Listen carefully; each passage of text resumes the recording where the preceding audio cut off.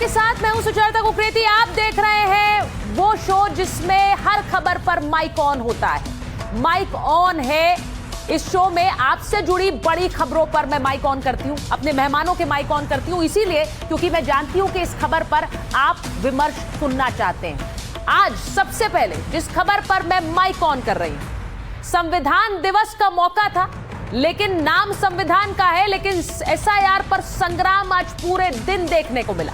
आज सबसे पहले इसी खबर पर माइक ऑन कर रही हूं क्योंकि संविधान दिवस की तस्वीरें देश की संसद से आई, तो वहीं दूसरी तरफ बंगाल में दीदी की तस्वीरें आई, लेकिन संविधान के नाम पर एसआईआर का शोर सुनाई दिया। क्या एसआईआर संविधान के खिलाफ है? आज आप लोगों से पूछ रही हूं क्योंकि इसी मुद्दे की गूंज रही बंगाल से। आज इस खबर पर माइक ऑन कर रही हूं। इसी के साथ साथ जिस दूसरी खबर पर मैं माइक ऑन कर रही हूं, देश हिला दूंगी वाली धमकी भी बंगाल से आई है। ममता बनर्जी सड़कों पर उतर आई हैं और कह रही हैं अगर एक भी वोट कटा तो मैं देश हिला दूंगी। अब इस धमकी का मतलब क्या है? संवैधानिक पद पर बैठी एक मुख्यमंत्री क्या देश हिलाने की धमकी देंगी? आज इस पर भी माइक ऑन कर रही हूं क्योंकि यह धमकी डराने वाली है और यह धमकी कई सवाल खड़े करती है, इसीलिए आज इस खबर पर माइक ऑन कर रही हूं। वहीं तीसरी खबर जिस पर आज माइक ऑन हो रहा है, बंगाल में चुनाव है और क्या इसी वजह से बाबरी फैक्टर की गूंज बार बार है। अब तो पोस्टर लगा दिए गए हैं बाबरी मस्जिद बनाने के लिए, तारीख तय कर दी गई है, जमीन लेने की बात हो रही है और धमकी भी दी जा रही है कि कोई अगर आड़े हाथ, अगर किसी ने इस मुद्दे पर हंगामा किया, कोई सवाल किया तो आहुति दे दी जाएगी। क्या ये सब कुछ बंगाल में चुनाव से पहले हिंदू मुसलमान का तनाव कराएगा? आज माइक ऑन कर रही हूं इस खबर पर और इसी को लेकर अपने सारे मेहमानों के पास भी जाऊंगी, लेकिन सबसे पहले आपको वो तस्वीर दिखा देती हूं। वो तस्वीर जो कि आज देश की संसद भवन से आई है। देश के संसद भवन से जो तस्वीरें आई, आज सबसे पहले उनको देखिए। मौका संविधान दिवस का था और इस मौके पर संसद भवन के सेंट्रल हॉल में राष्ट्रपति, प्रधानमंत्री, लोकसभा और राज्यसभा के अध्यक्ष, दोनों सदनों के नेता पहुंचे थे। ये सब यहां आज संविधान दिवस के मौके पर पहुंचे और राष्ट्रपति ने इस मौके पर संसद के दोनों सदनों को संबोधित भी किया और संविधान की प्रस्तावना पढ़कर सभी को शपथ भी दिलाई है। तो सबसे पहले ये तस्वीरें देखिए और देखिए कि संविधान की शपथ आज कैसे संसद के सेंट्रल हॉल में गूंजी।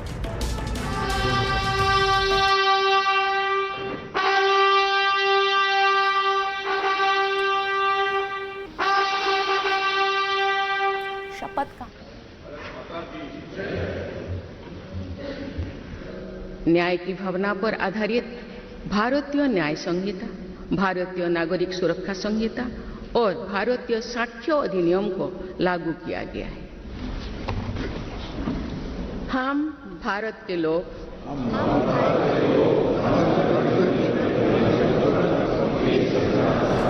और आत्मर्थ।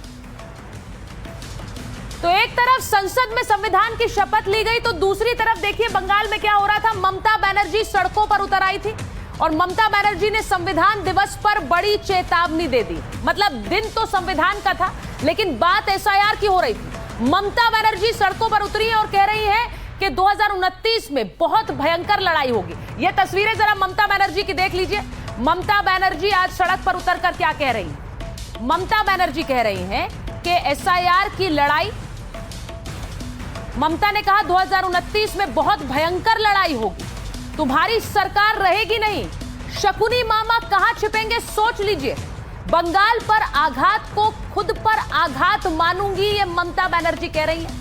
पूरा भारत मैं हिला दूंगी। याद रखना, केवल ममता बनर्जी, सोचिए जरा, पश्चिम बंगाल की मुख्यमंत्री ममता बनर्जी इस तरह की धमकी दे रही हैं।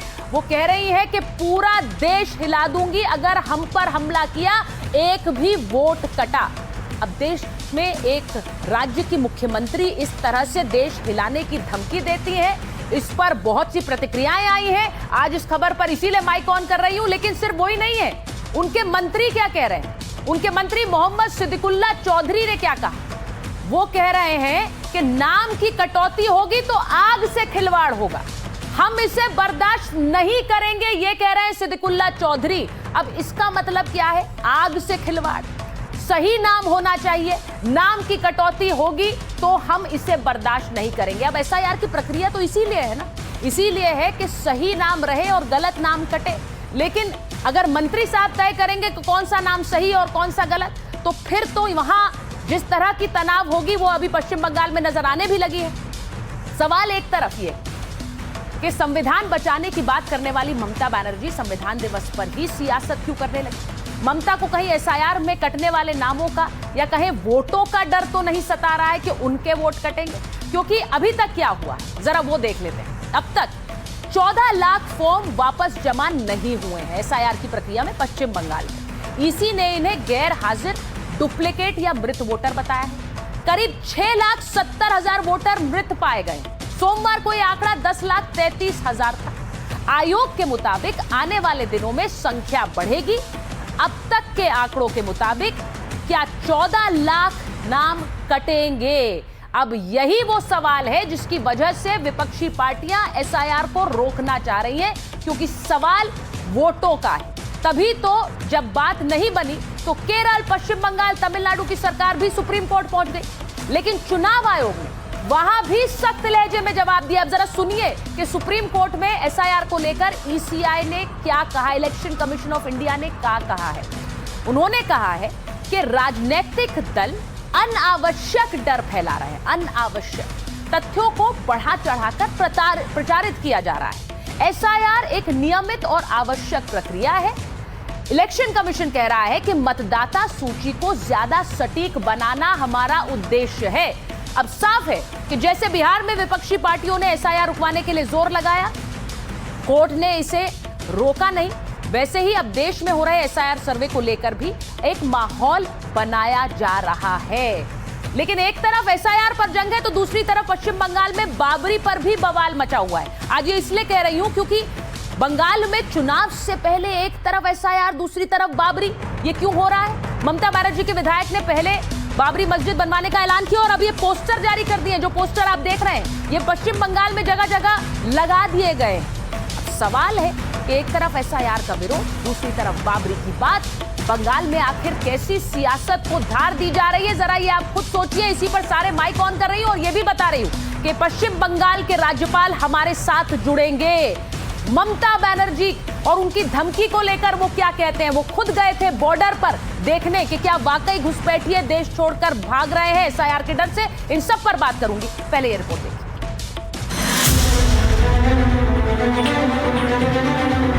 হিন্দু মুসলমানের ব্যাপার নয়, এটা নাগরিকত্বের ব্যাপার।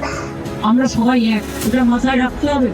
এবং যেভাবে গণতন্ত্রকে ধুলিয়ে লুণ্ঠিত করা হচ্ছে এবং যারা এটাকে নিয়ে রাজনীতি করছে সেটা আমাদের দেশের পক্ষে লজ্জা।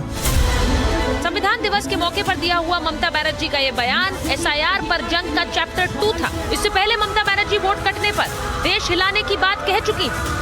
2029 বড়ই ভয়ঙ্কর, তোমাদের সরকার থাকবে না।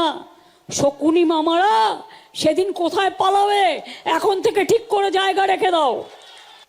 আমায় বাংলায় আঘাত করলে, কারণ মানুষকে আঘাত করলে আমি মনে করি আমাকে আঘাত করছে। আমাকে আঘাত করলে আমি সারা ভারতবর্ষ হিলিয়ে দেবো। एसआईआर के खिलाफ जंग का दायरा सिर्फ बंगाल तक सीमित नहीं। 2026 से 27 के बीच के 12 राज्यों में चुनाव है। इसीलिए ममता बनर्जी के साथ कांग्रेस और समाजवादी पार्टी जैसे दल भी आवाज मिला रहे हैं।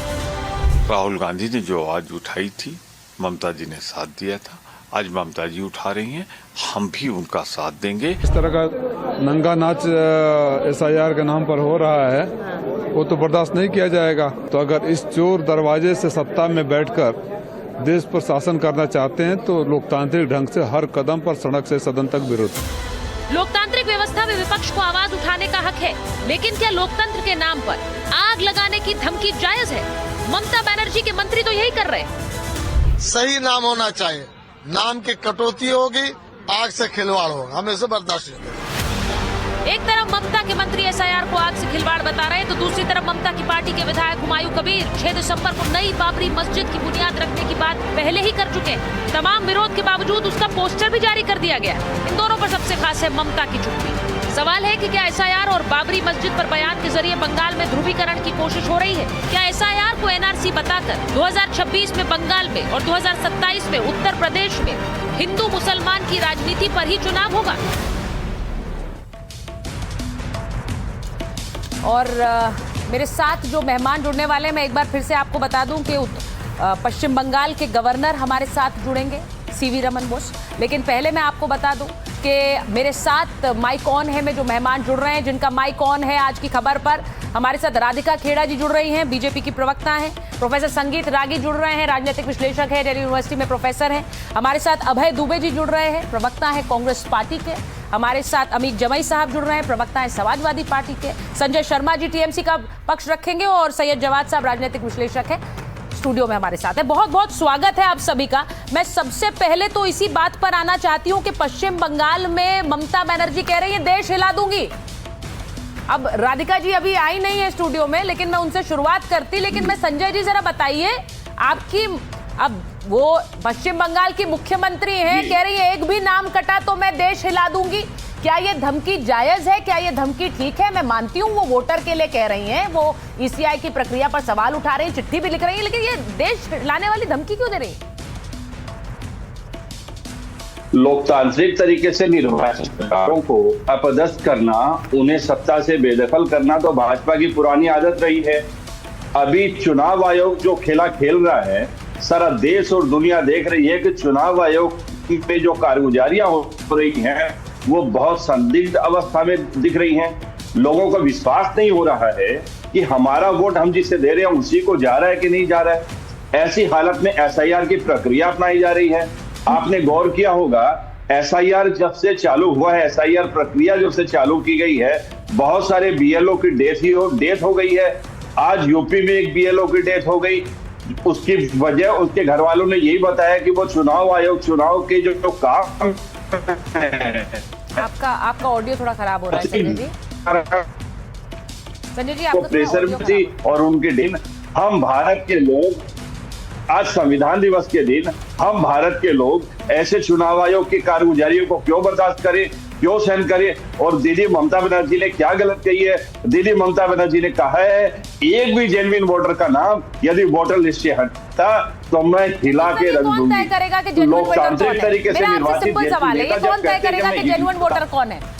ये कौन तय करने वाला है? संजय जी का फ्रेम भी फ्रीज हो रहा है, उनको ऑडियो भी क्लियर नहीं है। मैं वापस आ रही हूँ। सरकार का विरोध करेगी? नहीं संजय जी, मुझे ये पूछना है कि कौन तय करता है कि जेन्युइन वोटर कौन है? आपने चुनाव आयोग को चिट्ठी लिखी, मुझे लगता है बिल्कुल सही है। नहीं संजय जी, मुझे लगता है बिल्कुल सही है। जब आप चुनाव आयोग को चिट्ठी लिखते हैं, आप अपनी आपत्ति दर्ज कराते हैं, बिल्कुल करनी चाहिए सर। आपको अगर ये आशंका है कि जेन्युइन वोटर का नाम कटेगा, आप बिल्कुल चिट्ठी लिखिए। लेकिन उसी के साथ जब आप धमकी देते हैं तो बड़ा दुखद होता है कि मुख्यमंत्री बोल रही है मैं देश हिला दूंगी। देश हिलाकर क्या उनका हित सद जाएगा? मेरा तो सवाल है। इस धमकी को मैं आपसे रिक्वेस्ट करूंगा कि इस धमकी को आप उस कॉन्टेक्स्ट में मत देखें। डॉक्टर रामन और लोहिया ने कभी कहा था कि सड़कें यदि खामोश हो गई तो ये संसद आवारा हो जाएगी। आज सड़कों पर यदि जुलूस मिছিল प्रतिवाद नहीं होगा तो भारतीय जनता पार्टी निरंकुश हो जाएगी। इनका अधिनायकवादी जो रवैया है, इनका जो तानाशाहीपूर्ण रवैया है, ये बढ़ता जाएगा। एसआईआर की प्रक्रिया जो है वो बीजेपी के इशारे पर की जा रही है, यही है ना? मुझे कंप्लीट करने दीजिए सर। बहुत सारे और भी मेहमान वेट कर रहे हैं, मैं आती हूँ आपके पास। आपने दीदी को स्टेटमेंट को आज पकड़ा, लेकिन आप भाजपा के नेताओं के बयानों को नहीं देख रही हैं। शुभेंदु अधिकारी किस आधार पर कहते हैं कि 1 करोड़ के नाम कटेंगे? भाजपा के प्रदेश। अच्छा ठीक है, आप ही का सवाल राधिका जी से पूछ रही हूँ। सुनिए, आपने सवाल पूछा, मैं वापस आ रही हूँ आपके पास। अभय जी को ले लीजिए स्क्रीन पर जरा। Sanjay ji, I am coming back to you. मैं एक बार राधिका जी के पास जा रही हूँ। प्लीज अभय जी और राधिका जी ऑन स्क्रीन। अभय जी जरा मुझे राधिका जी बताइए, शुभेंदु अधिकारी किस अधिकार से कह रहे हैं कि 1 करोड़ लोग कट जाएंगे? वो आप पर सवाल उठा रहे हैं कि आप लोग जानबूझकर अपने वोटर रखे, वही वाला आरोप है जो बिहार में भी लगा था। इस सबूत से कह रहे हैं कोलकाता की 2 लाख आबादी वाली गुलशन कॉलोनी में बीएलओ को नहीं मिल रहे वोटर। 2 लाख की आबादी है, 20% वोटर नहीं मिल रहे। और ये मेरे दस्तावेज नहीं है, ये अखबार में आया है। इस कह रहे हैं कि हावड़ा के बंगालपाड़ा में अधिकांश घरों में लटके ताले, 80% बांग्लादेशी घुसपैठी। ये एक और फ्री इंडिपेंडेंट अखबार से ये खबर है। तीसरा, ये मेरे सामने एक राशन कार्ड है। राशन कार्ड जिम्मेदारी है प्रदेश की सरकार की। नाम है Meena Begum, name of father husband KKR Knight Riders. ऐसे कई हैं, ये तो मैं बस एक सैंपल लेकर आई हूँ क्योंकि कागज कम पड़ जाते और ये सैंपल इतने सारे निकल आते।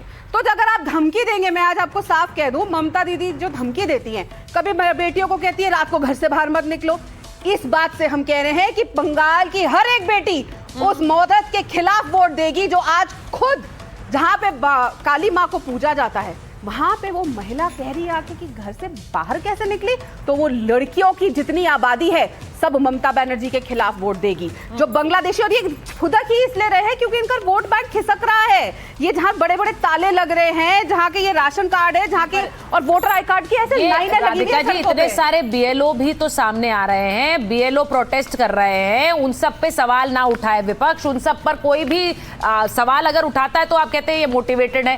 भाई BLO की शिकायत को हम कंसिडर करेंगे कि नहीं करेंगे, या आप नहीं कर रही कंसिडर? बिल्कुल करेंगे। इलेक्शन कमीशन ने खास तौर पे बंगाल में पुलिस को रिक्वेस्ट करी है कि वहां पे सुरक्षा बढ़ाई जाए, क्योंकि दिक्कतें आ रही हैं। ये अभी तक उनको बिहार दिक्कतें क्यों आ रही है राधिका? क्योंकि वहां पे रोका जा रहा है। बंगाल आप ये कह रही है BLO को तकलीफ इसलिए हो रही है क्योंकि वहां की सरकारें रोक रही है का प्रेशर है। आप वहां पे जाके देखिए, अगर आप मैंने कई YouTube पे और कई लोगों को देखा है जो बंगाल के लोगों के पास जाते हैं, वो डरे हुए हैं, उनसे पूछते हैं कि यहाँ कौन आएगा। नहीं हमसे मत पूछो, इतना खौफ है। जब वहां पे किसी को छोड़ा नहीं जाता, किस तरीके से बूथ कैप्चरिंग होती है, किस तरीके से लोगों को मारा जाता है। आप ये कह रहे हैं वो प्रेशर में है, उन पर दबाव बनाया जा रहा है, वो कौन से नाम रखने हैं, कौन से काटने हैं, इसे लेकर सरकार दबाव बना रही है। जब प्रदेश की मुख्यमंत्री और गृह मंत्री आके कह सकती है मैं जला दूंगी, SIR अनाउंस हुआ, उनके नेताओं ने कहा हम बंगाल जला देंगे, तो ऑब्वियस की बात है प्रेशर तो बनेगा। अभय जी के पास जा रही हूँ। अभय जी, आपने सुना, वो कह रही है कि जो दबाव बनाया जा रहा है वहां की राज्य सरकार बना रही है। ममता बनर्जी कहती है अगर आप 3 साल में करेंगे तो मैं साथ दूंगी, अगर आप ऐसे करेंगे तो मैं साथ नहीं दूंगी, मैं देश हिला दूंगी। ये सही है?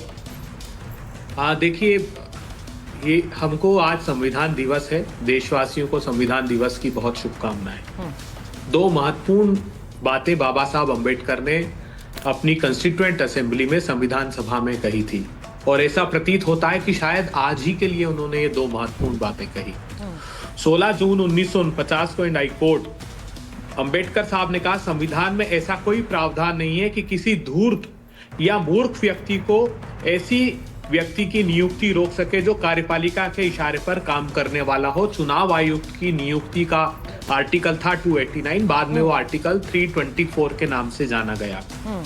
दूसरी महत्वपूर्ण बात कही कि उन्होंने कहा कि ऐसा नहीं है कि ये देश पहले परतंत्र नहीं था, हमने आजादी हासिल की है, और भविष्य के भारत के लिए मेरी चिंता है कि हम फिर गुलाम हो सकते हैं अगर कोई ऐसा नेतृत्व इस देश में आ जाए जो देश से ऊपर धर्म को रखे, अगर ऐसा कोई नेतृत्व आ जाए जो देश की जनता की अपेक्षा मुट्ठी भर लोगों के लिए काम करे, और ऐसा कोई नेतृत्व आ जाए जिसके चरणों में हम संवैधानिक संस्थाओं की स्वतंत्रता रख दें, तो फिर हम परतंत्र। मतलब ये तीनों चीजें अभी की सरकार कर रही है, कहने का मतलब ये। एक मिनट, अब बहुत गंभीर बात सुनिए।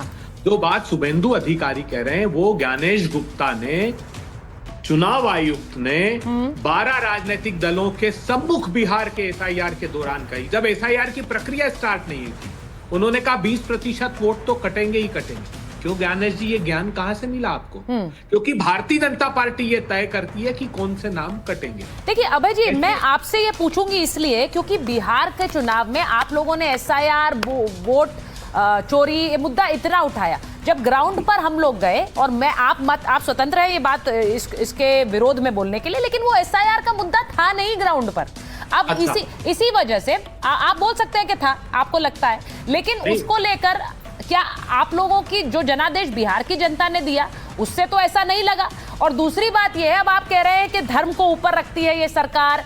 यहां पर इस ऐसे समय में एक बाबरी बनाने की बात हो रही है, देश को हिलाने की बात हो रही है। मंत्री साहब कह रहे हैं पश्चिम बंगाल के, और वो बयान मैंने अभी चलाया भी, जिसमें वो कह रहे हैं कि अगर वोटर एक भी कटेगा तो हम बर्दाश्त नहीं करेंगे। वो भी वही भाषा कह रहे हैं, हम हिला देंगे। उन सभाओं के जो वीडियोस आते हैं, मुझे नहीं समझ आता। एक बार मैं जवाब साहब के पास जाऊंगी। अभय जी एक मिनट 10 सेकंड। अब आपने इतने गंभीर आरोप लगाए तो सुनिए, आपके चैनल ने साहस नहीं किया, बाकी सारे चैनलों ने साहस किया दिखाने का। क्या? बिहार में जाकर के क्या कि कैसे जो लोग जिंदा हैं उनको मरा हुआ बता दिया। कैसे गिरिराज सिंह का भतीजा और पूरा गांव जो जिनके श्राद्ध अटेंड करके आए वो एसआईआर की लिस्ट में नाम जोड़ दिया चुनाव आयोग ने। आपने साहस नहीं किया।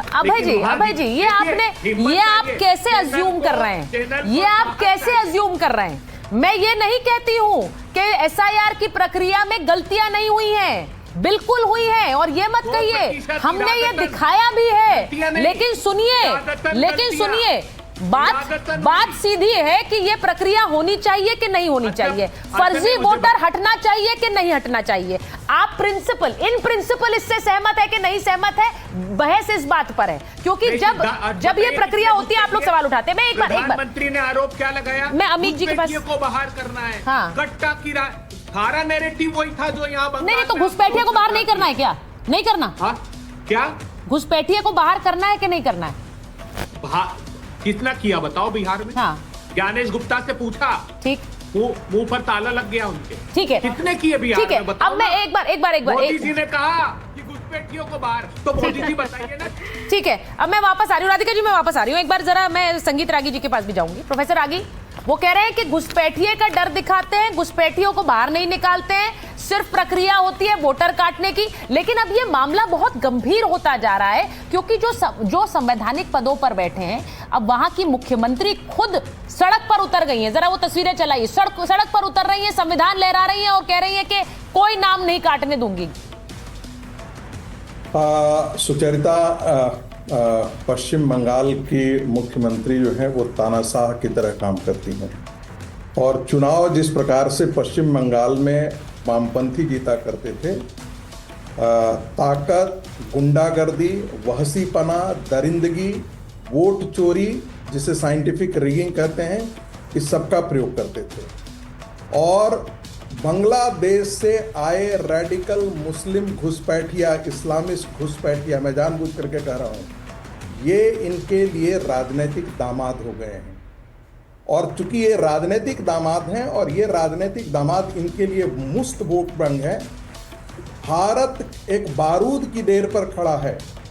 ये बांग्लादेशी घुसपैठिए जिहादी इस देश को बर्बाद करना चाहते हैं, और ममता बनर्जी उनके साथ खड़ी होती है, कांग्रेस पार्टी उनके साथ खड़ी होती है।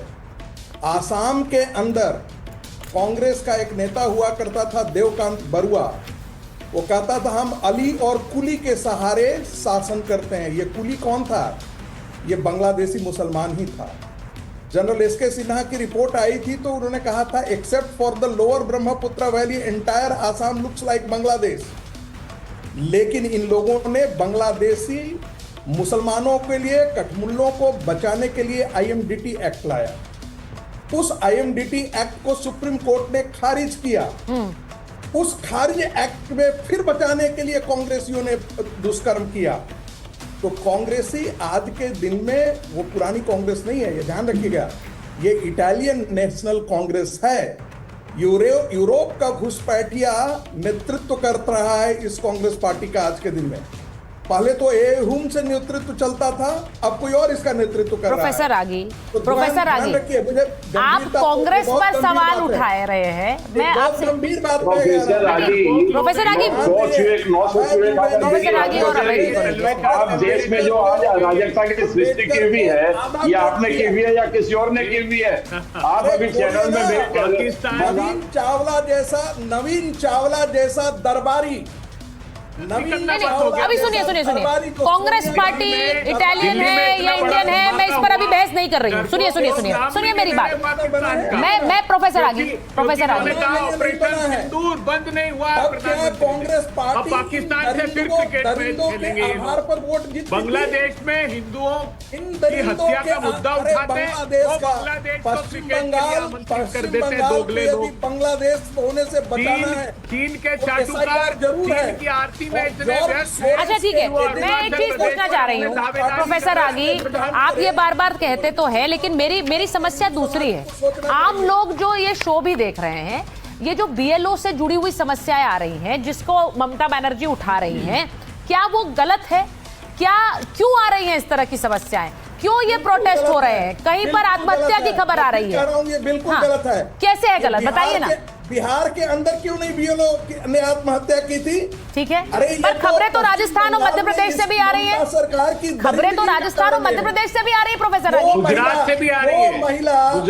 जो महिला रेपिस्टों के साथ खड़ी हो गुजरात से भी आ रही है। जो महिला करप्ट अपने पुलिस मैं उनके बयान को और उनको डिफेंड नहीं कर रही हूँ, लेकिन ये भी बात सही है कि और राज्यों से भी खबरें आ रही हैं प्रोफेसर रागी। तो लोग तो पूछेंगे ना कि क्या इसमें कोई तथ्य है, ये सवाल तो पूछा जाएगा। एक बार मैं स्टूडियो में आ रही हूँ, जरा मुझे ये बताइए राधिका जी, जवाद साहब, ये जो बार बार पश्चिम बंगाल में चुनाव से पहले हमने कितनी चीजें देख ली हैं। वहां पर बोला जा रहा है अभी ये जो एसआईआर को लेकर है, ममता बनर्जी सड़क पर उतर आ गई है, अखिलेश यादव भी उनका साथ दे रहे हैं। अमित जी के पास मैं जाऊंगी जरा, लेकिन उससे वहां पे बाबरी वाला दाव भी आ गया, बाबरी बनाएंगे।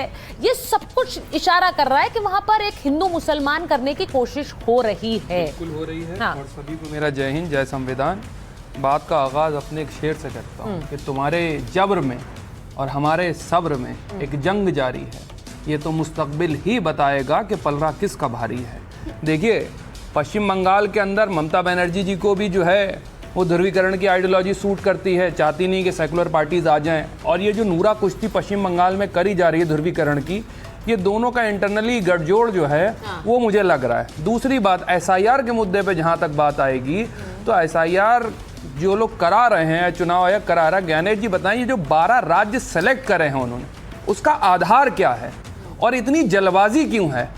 और अगर इसको लेकर के मैं बहुत बड़ा एक आंदोलन देख रहा हूं देशव्यापी, जो आंदोलन खड़ा होगा उसको देख लीजिए, आपकी हंसी जो है ना रोने में बदलेगी। जवाब साहब, जनता का आंदोलन है। नहीं, वो हंस रही है, मैं उनसे पूछूंगी हंस हाँ, वो हंस जनता का आंदोलन, वो जनता का आंदोलन है या राजनीतिक दलों का? देखिए, इससे पहले जो आंदोलन हुआ, जनता कहाँ आक्रोशित हो रही है? सुनिए, जनता हर बार जो है आक्रोशित हुई है जब ये लेकर के आए। सुनिए, तो जब ये कोई बिल लेकर के आए, जब ये कोई ऐसी चीजें लेकर के आए, यही किसान बैठे रहे। 750 जन आंदोलन है, तो ये होने जा रहा है। आंदोलन कहाँ, अब आपने बदल दिया, होने वाला है, होगा। आप कह रहे हैं होने वाला है, अभी आप कह रहे थे जन आंदोलन है। आंदोलन से पहले भी बताया था, सीए एनआरसी से पहले भी बताया था। एनआरसी जब इन्होंने एनआरसी यही कह रही है, इनको आंदोलन होने वाला, इनको अरेस्ट करके कार्रवाई करेगी पुलिस। ये कह रही है कि ये एनआरसी, हाँ बिल्कुल होगा, और वो इसलिए होगा संवैधानिक तौर पे, जिससे जो समस्याएं लोगों की पैदा हो रहे हैं, बीएलओ आत्महत्या कर रहे हैं और इतनी जल्दबाजी करी जा रही है। अभी मैं एक बीएलओ की बहन का रोना देख रहा था, उसके घर में शादी होने वाली थी। जब ये कोई ऐसी चीजें लेकर के आते हैं, चाहे नोट 10 सेकंड हो गई, चाहे ये नोटबंदी लेकर के आते हैं, लाइन में लग करके लोग मरते हैं, जीएसटी लेकर के आते हैं, छोटे व्यापारी जहर खा लेते हैं, उसके बाद ये लेकर के आते हैं चंदा चोरी का कानून, सुप्रीम कोर्ट से थप्पड़ बजते हैं, उसके बाद लेकर के आते हैं कृषि कानून बिल, हाँ कृषि कानून बिल लेकर के आते हैं, 650 से ज्यादा किसान शहीद होते हैं। अब ये लेकर के आए जिसमें बीएलओ आत्महत्या कर रहे हैं, नहीं, लोगों को समस्या आ रही है। देखिए, मैं ये बोल रही हूँ कि अगर जनता आक्रोशित है और जनता सड़क पर उतरती है, जनता का एक गुस्सा है, इसे कोई नजरअंदाज नहीं कर सकता। लेकिन मैंने सवाल बड़ा क्लियर पूछा, ये जनता का गुस्सा है या पॉलिटिकल पार्टीज का गुस्सा है? तो मैं रुकिए, मैं एक बार मैं अमित जी के पास जाऊंगी, वो बहुत पेशेंटली इंतजार कर रहे हैं। मैं राधिका जी कह रही हूँ, वो बहुत पेशेंटली इंतजार कर रहे हैं, बहुत देर से मैं उनके। अमित जी, ये समाजवादी पार्टी का गुस्सा है, टीएमसी का गुस्सा है या जनता का गुस्सा है? मैं आपसे उम्मीद करता हूं कि जिस तरह से आपने हमारी राधिका बहन को रजनीगंधा से शब्दों में बहुत अच्छे सवाल पूछे हैं, थोड़ा हमको भी समय दीजिएगा बोलने के लिए। मेरे को तो जवाब देना टाइम ही नहीं। देखिए सुचेता जी, समस्या क्या है? आप दोनों मेरे खिलाफ गैंगअप कर लीजिए।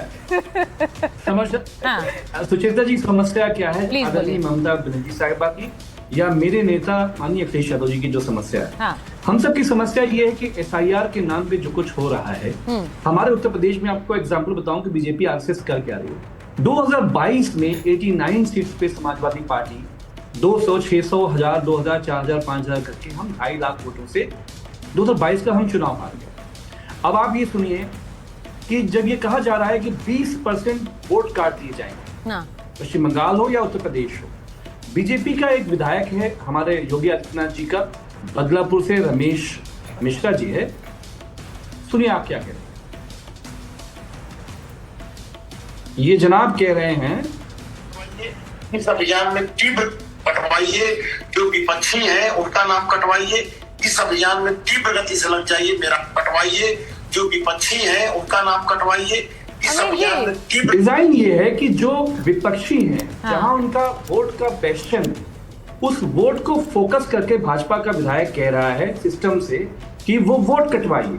तो 20% मतलब आप समझती हैं 2.5 लाख वोटों से अगर हम पूरी विधानसभा हम हार गए, माननीय अखिलेश यादव जी मुख्यमंत्री बनने से रह गए, तो सीधे सीधे बीजेपी आरएसएस एक बहुत बड़े षड्यंत्र। आप नाम अमित भाई, आपने कौन से पुलिस स्टेशन में इसकी कंप्लेंट कराई है? क्या कोर्ट गए आप इस वीडियो को लेकर? कौन से पुलिस स्टेशन में कराई है? आप बताइए कहां पे कराई है? आपकी पार्टी ने नहीं कराई तो आपको आगे आना चाहिए एक रिस्पॉन्सिबल सिटीजन की तरह। अगर ऐसा वीडियो आपके पास है तो आपको पुलिस में, और ये बताइए कौन से थाने में, हम भी चेक करें वो कार्रवाई कहां तक पहुंची है। आपकी कहां पे आपने कंप्लेंट करी है? आपकी चोरी पकड़ ली गई। अपनी कंप्लेंट की कॉपी आज दिखा दीजिए। चोरी करिए तो चोरी की शिकायत तो आपने कराई होगी। चोरी की शिकायत आपने कराई होगी अमित भाई। मैम यहाँ चेक करवा लेगी कि कार्रवाई कहां तक पहुंची। अगली बार सुचित्रा जी इस पर डिबेट कर लेंगे। अमित भाई को बुलाइएगा और मुझे साथ में। अच्छा, अब देखिए कंप्लेंट की कॉपी जरूर भेज दीजिएगा या ट्वीट कर दीजिएगा हमें टैग करके। अब देखिए, नहीं मैं एक सुप्रीम कोर्ट क्या जवाब देता है वो भी आपको पता है। बिहार में हुआ ना, सुप्रीम कोर्ट ने कहा कि एसआईआर होगा। आप जल्दबाजी में इतने आप अच्छा ठीक है, एक मिनट जवाब साहब तो जवाब दे दें ना। सवाल जो है करा जरा चुनाव आयोग से। देखिए आप सुनिए जवाब साहब, आप लोग अपनी बात अगर रखेंगे तो अमीर साहब का समय खा रहे हैं, वो फिर नाराज होंगे। अमीर साहब देख लीजिए, मैंने नहीं डिस्टर्ब किया है। अब आप मुझे अक्यूज मत करिएगा। सुनिए, मैं राधिका खेड़ा की पार्टी बीजेपी आरएसएस की जब चोरी पकड़ी गई, इनका गुस्सा आपने देखा? मेरे ऊपर ही पूरा चला। अच्छा ठीक है, मैं एक चीज मैं अमीर साहब से सवाल पूछ रही हूँ। You take the initiative। आप बताइए किसी पुलिस स्टेशन। अच्छा एक चीज, अरे सुनिए राधिका जी, एक सेकंड। अमित जी, मैं बस आपसे एक गुजारिश करूंगी। ये वीडियो जो है, आप 2 दिन पहले मेरी डिबेट में आए थे, तब भी यही वीडियो सुना रहे थे। अब थोड़ा सा नया कुछ और भी लेकर आइए ना। बार बार वही वीडियो में डिबेट में चला रही हूँ। अरे ये एफआईआर लाइएगा, डिजाइन समझा रहा हूं। नेक्स्ट टाइम एफआईआर अमित भाई। नहीं मैं उस पर आपत्ति नहीं जता रही, मैं बस ये कह रही हूँ कि वो वही चीज बार बार रिपीट हो रही है। दूसरी बात, आपके लिए राधिका जी सवाल आएंगे अगर आप अगली बार एफआईआर लाएंगे। मैं अमित साहब, मेरा बस ये मानना है, अगर आप ये कह रहे हैं कि ये डिजाइन है, वोटर कटवाते हैं, इनके नेता को बयान भी आपने सुना भी दिया कि ये इनका डिजाइन है, ये अपने वोटर रखते हैं, आपके वोटर कटवाते हैं, तो बिहार में इन्होंने यही किया है। बेशक बिहार में, तो बिहार में जो जीत हुई है वो इसी वजह से हुई है। जनता ने नहीं डिसाइड किया, बिहार की जनता ने नहीं डिसाइड किया। सुचेता जी, बिहार की खुशी आपको मुबारक हो। मुझे 20 सेकंड दीजिए अपनी पार्टी की बिहार की खुशी बिहार की जनता को मुबारक हो सर, और हमें बतौर देशवासी मुबारक हो। जंगल रात से फिर बच गए तो खुशी तो होगी। अच्छा एक मिनट, हाँ आप मुझे 20 सेकंड दीजिए। बोलिए। हमारा ये कहना है कि एसआईआर का मकसद क्या है? एसआईआर का मकसद ये है कि एक भी वोट, चाहे पश्चिम बंगाल हो या उत्तर प्रदेश हो, वो छूटने ना पाए। जो बीएलओ का वर्कफोर्स की जो कमी है, जिस तरह से बीएलओ की आत्महत्याएं हो रही हैं, जिस तरह के सारे मामले आ रहे हैं, हमारा ये कहना है समाजवादी पार्टी का कि इलेक्शन कमीशन को एक निश्चित समय और बढ़ाने की तरफ बढ़ना चाहिए। अपील डालिए। वोट्स पूरे बीएलओ आ रहे हैं, गांव में फेंक के चल जाए फॉर्म। कोई कागज पे एक रिक्वेस्ट डालने। मेरे पास एक खबर आ रही है, मैं जरा बता रही हूँ। चुनाव आयोग ने खबर चला रही हूँ। चुनाव आयोग ने पश्चिम बंगाल में सुरक्षा को लेकर बढ़ती चिंताओं को देखते हुए कोलकाता के पुलिस कमिश्नर को चिट्ठी लिखी है। आयोग का कहना है कि 24 नवंबर को पश्चिम बंगाल के मुख्य निर्वाचन अधिकारी के कार्यालय में गंभीर सुरक्षा चूक हुई। उन्होंने सीधे पुलिस कमिश्नर को चिट्ठी लिखी है और वहां पर लॉ एंड ऑर्डर को लेकर चिंता व्यक्त की है और एक्शन लेना चाहिए, 48 घंटों के अंदर रिपोर्ट तलब की है। आयोग ने यह भी कहा है कि लोकतांत्रिक संस्थाओं और चुनावी प्रक्रियाओं से जुड़े हुए अधिकारियों की सुरक्षा सर्वोच्च प्राथमिकता होनी चाहिए ताकि चुनावी कार्य बिना किसी व्यवधान के संपन्न हो सके। अब क्या वहां पर सरकारी अधिकारियों को काम नहीं करने दिया जा रहा है? मेरा सवाल ये है, ये क्यों चिट्ठी लिखने की जरूरत पड़ी है? जरा संगीत रागी जी आप बताएंगे। शुरुआत में नहीं, मैं प्रोफेसर रागी के पास एक बार जा रही हूँ। प्रोफेसर रागी, अभय जी और प्रोफेसर रागी।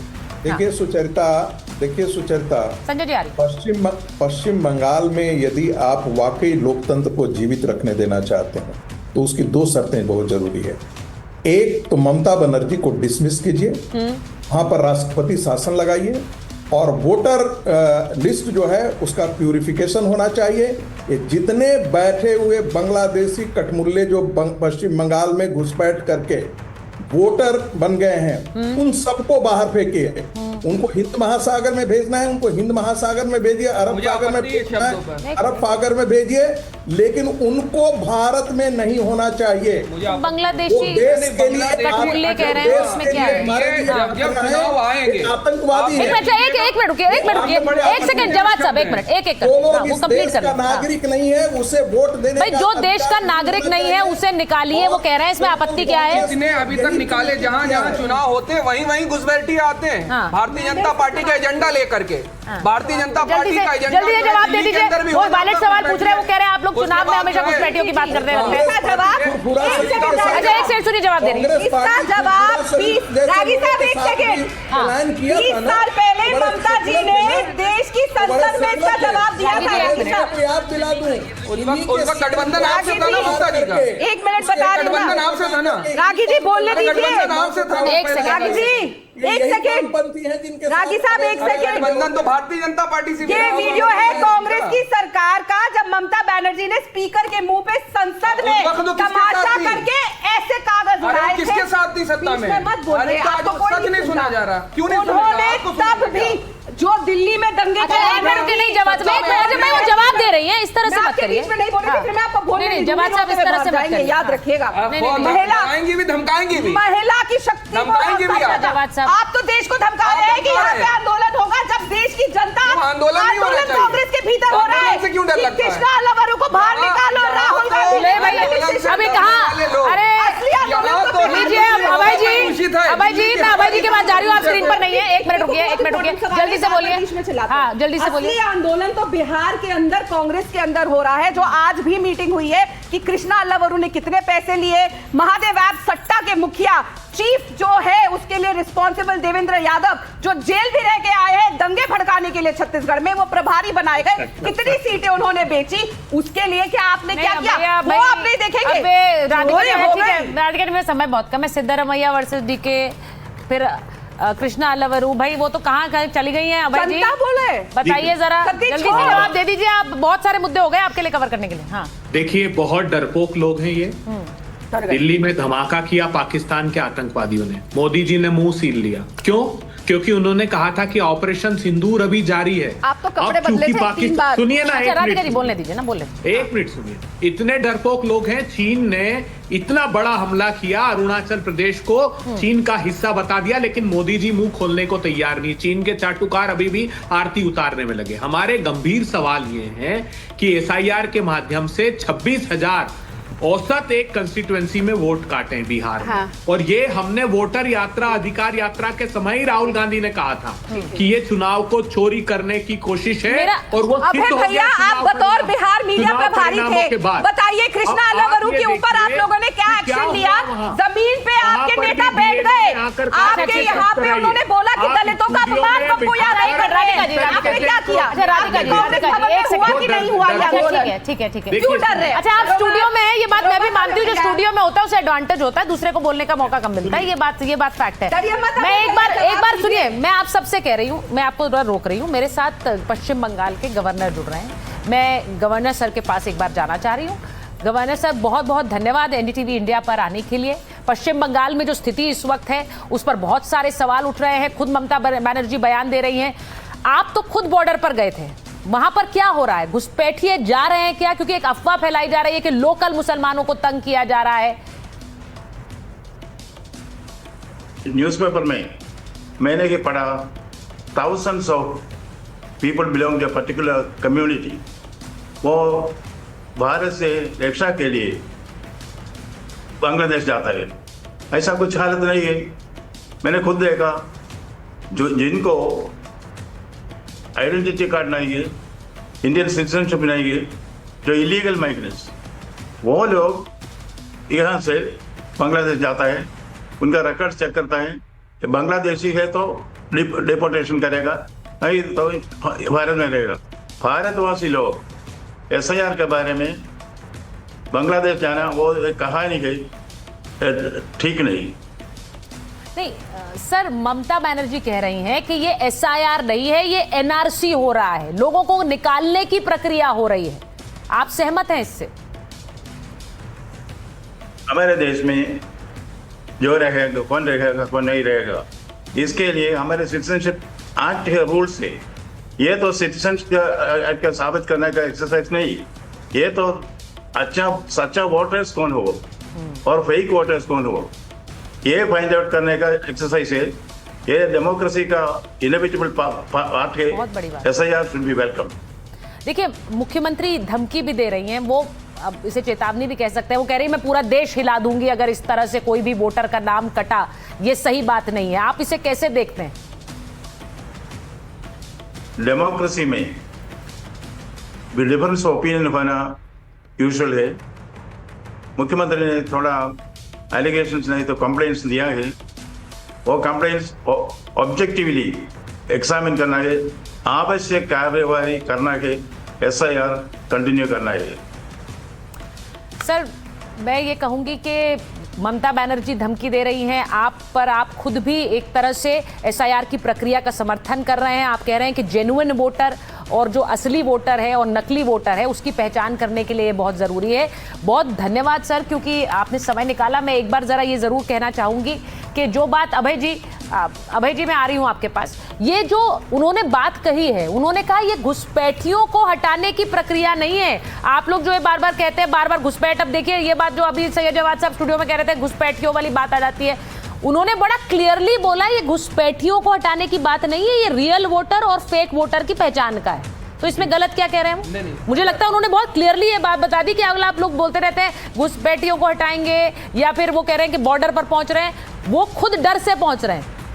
तो ये अभी अगर घुसपैठिए यहाँ पर हैं तो वो आए कैसे? उनको रोकने की जिम्मेदारी केंद्र सरकार की। और जा रहे हैं, और अगर जा रहे हैं तो उनको पकड़ करके रखिए। चले कैसे चले जा रहे हैं? नहीं देखिए, ये बुरा लगने लगा। ये जिम्मेदारी किसकी है? जिम्मेदारी अच्छा कांग्रेस की। आप क्या कर रहे हैं 11 साल से? ताली और थाली बजा रहे हैं। अच्छा लीजिए, हमको भी इन्होंने घुसपैठिया कह दिया। ये लीजिए, यहाँ हर मुसलमान आपको हर मुसलमान ये गलत है, ये गलत है। ये यहाँ पर होना नहीं रही है, ये है असली चेहरा भारतीय जनता पार्टी का। अच्छा ठीक है, अच्छा एक सेकंड वो हम देख रहे हैं। ठीक है, देखिए जो सही है जो गलत है। राधिका जी, मैं बस ये कह रही हूँ कि मुझे लगता है जो पश्चिम बंगाल के एक मिनट पश्चिम बंगाल के गवर्नर ने बड़ा क्लियरली इसको पर्सपेक्टिव में रखा है कि ये असली और नकली वोटर की पहचान है, उसके लिए ये प्रक्रिया जरूरी है, इसका समर्थन करने के पर उन्होंने ये भी कहा कि जिनको तकलीफ है वो अपनी शिकायत दे रहे हैं, उस पर भी गौर किया जाएगा। तो मुझे लगता है फिर उसमें कोई सवालों की जो गुंजाइश है वो नहीं बचती है। बहुत बहुत धन्यवाद, मेरे पास समय था। बहुत बहुत धन्यवाद आपका।